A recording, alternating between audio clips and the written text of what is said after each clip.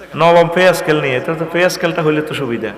এগুলা গানে গানে প্রাণে প্রাণে সরকারের কাছে পৌঁছে আর কি, কথা ঠিক নেই? সরকার মেধার মূল্য জানে না, উন্নতির নাইলে না দেনা।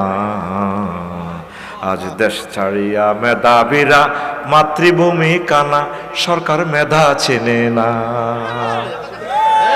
অনেক জ্ঞানীরা চলে যাচ্ছে, ডিসিএসপি উপজেলা প্রশাসন অনেক বাইরে লন্ডন থেকে ফোন দেয় জাস্টিসেরা, কৌজুরে টিয়া দিয়ে আঙ্গত হয় না। সরকার মেধার মূল্য জানে না, উন্নতির নাইলে না দেনা। আজ দেশ ছাড়িয়া মেধাবীরা মাতৃভূমি কানা, সরকার মেধা জানে না। ঠিক না? সরকারেরও থাকতে রে নয়ন,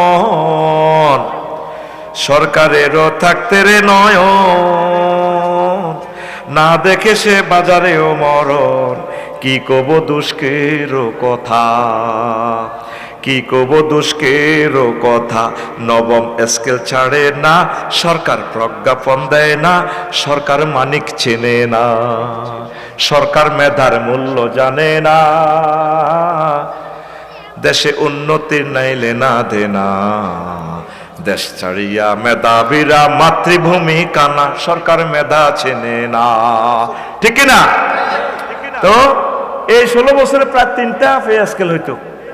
এটা আমার পুলিশ ভাইদের, সেনাবাহিনীদের, সরকারি সকল কর্মকর্তা কর্মচারী, প্রাইভেট যারা চাকরি করে প্রত্যেকের এটা নাগরিক অধিকার। প্রায় 6 কোটি লোক উপকৃত হবে।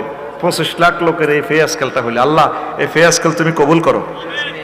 ইসলামী দলগুলো কি সরকার গঠন করবে? আল্লাহ ইচ্ছা করলে করতেও পারে। এনসিপি জামাতের সাথে ঐক্য করতেছে, এতে আপনার মন্তব্য কি? এটা তো ভালো কাজ, মিলেমিশে থাকা।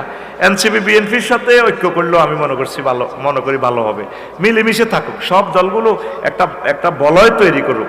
বলয় তৈরি করলে একটা ঐক্য তৈরি হবে। ঐক্য তৈরি করলে দেশের প্রগতি উন্নতির স্রোতধারা আবহমান কাল পর্যন্ত চলবে। ঠিক কিনা? মৎস্যবন অবমুক্তে আপনাকে সরব দেখি, অন্য আলেমদেরকে কেন দেখি না? অন্য আলেমেরাও তো করে, হয়তো মিডিয়াতে কম আসে আর কি। তা আমি অন্যান্য আলেমদের পক্ষ থেকে করি, তারা তো দোয়া করে আমাকে। ধন্যবাদ।